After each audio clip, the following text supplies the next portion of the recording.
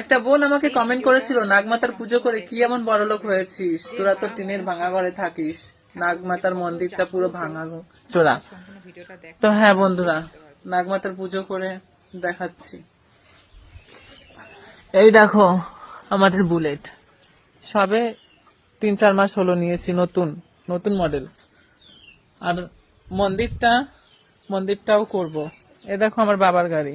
ঠাকুর যদি মানো না, আরো দেখবে, দেখাচ্ছি, সবুজ করো। ঠাকুর দেখে কোনোদিন আর এই দেখো নতুন বাড়ি, 2 তলায় কাজ চলছে। উপরে গিয়ে দেখাবো, চলো। বিশ্বাস করলে এটা আমার নাগমাতা সব আশীর্বাদ, বুঝেছো? মা মনসার আশীর্বাদ এগুলো। একটা কমেন্টস রেখে যাবে। আরো দেখাবো, দাঁড়াও আর একটু দেখাচ্ছি। ভিডিওটা দেখেছো, কিছু বুঝেছো যদি রাস্তা থেকে